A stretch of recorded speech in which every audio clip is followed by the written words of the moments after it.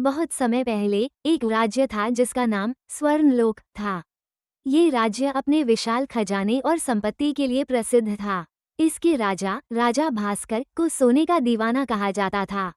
वो इतना लालची था कि उसने अपनी प्रजा पर भारी कर लगाया और हर कोई उसकी क्रूरता से परेशान था। राजा भास्कर ने अपने दरबार में घोषणा की, मुझे दुनिया का सबसे अमीर राजा बनना है। तुम सब प्रजा हो, तुम्हारा कर्तव्य है कि तुम मेरा खजाना भरने में मदद करो। गरीब किसान और व्यापारी रोते हुए अपने धन और गहने राजा को सौंप देते। एक दिन राजा के दरबार में एक रहस्यमय साधु आया। उसने राजा से कहा, राजा भास्कर, तुम्हारी लालच तुम्हें बर्बाद कर देगी, लेकिन अगर तुम सच में अमर और सबसे अमीर बनना चाहते हो तो जादुई सोने का वृक्ष ढूंढो। राजा की आंखें चमक उठीं। उसने साधु से सोने के वृक्ष का स्थान पूछा, लेकिन साधु ने कहा, इस सफर में तुम्हें अपने स्वभाव को बदलना होगा, वरना श्राप तुम्हारा इंतजार कर रहा है। राजा ने अपने वफादार सिपाहियों रणधीर, बलराम और अर्जुन को बुलाया।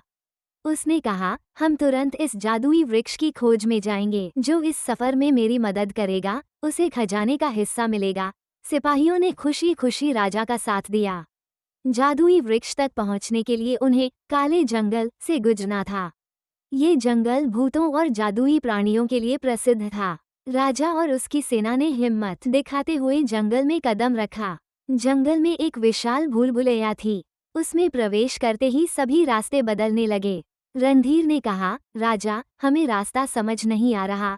तभी एक जादुई आवाज गूंजी, अगर तुम लालच छोड़ने का वादा करोगे तो रास्ता दिखेगा। लेकिन राजा ने लालच नहीं छोड़ा। भूलभुलैया ने उन्हें घंटों तक घुमाया, जब तक बलराम ने ईमानदारी से माफी नहीं मांगी। तब रास्ता साफ हुआ। राजा और उसकी टीम एक तालाब के पास पहुंचे। तालाब से आवाज आई, यहाँ से गुजरने के लिए तुम्हें अपनी सबसे प्रिय चीज कुर्बान करनी होगी। राजा ने कहा, मैं कुछ भी कुर्बान नहीं करूंगा। तभी तालाब से भूत प्रकट हुए और राजा को डराने लगे। अर्जुन ने अपनी तलवार छोड़ दी और कहा, मेरे पास यही सबसे प्रिय है, इसे ले लो। भूत गायब हो गए और रास्ता खुल गया। जंगल के अगले हिस्से में एक जादुई दर्पण था। दर्पण ने कहा, जो इस दर्पण में झूठ बोलेगा वह पत्थर बन जाएगा। राजा ने कहा, मैं ईमानदार हूँ, मुझे कुछ नहीं होगा। लेकिन जब उसने कहा, मैं प्रजा से प्यार करता हूँ, दर्पण ने उसे पकड़ लिया। रणधीर और बलराम ने राजा को बचाने के लिए सच बोला। आखिरकार वे सोने के वृक्ष तक पहुँचे। वृक्ष की शाखाएं सोने की थीं और पत्तियां हीरे जैसी चमक रही थीं। राजा ने दौड़कर वृक्ष को छू लिया। तभी वृक्ष ने कहा, जो भी मुझे स्वार्थ और लालच से छुएगा वो श्रापित हो जाएगा। राजा पत्थर का बनना शुरू हो गया। उसने मदद की गुहार लगाई, लेकिन वृक्ष ने कहा, तुम्हारी लालच ने तुम्हें यहाँ तक पहुँचाया है। रणधीर ने वृक्ष से कहा, क्या कोई रास्ता है राजा को बचाने का? वृक्ष ने कहा, अगर वो सच्चे मन से प्रजा की सेवा करने की कसम खाए तो उसे माफ किया जा सकता है। पत्थर में बदलते राजा ने रोते हुए कहा, मुझे माफ कर दो, मैं प्रजा की सेवा करूंगा और अपनी लालच छोड़ दूंगा।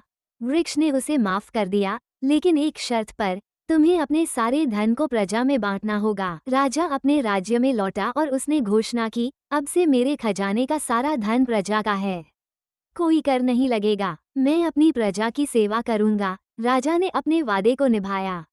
उसने नए खेत बनवाए, व्यापार को बढ़ावा दिया और हर किसी की मदद की।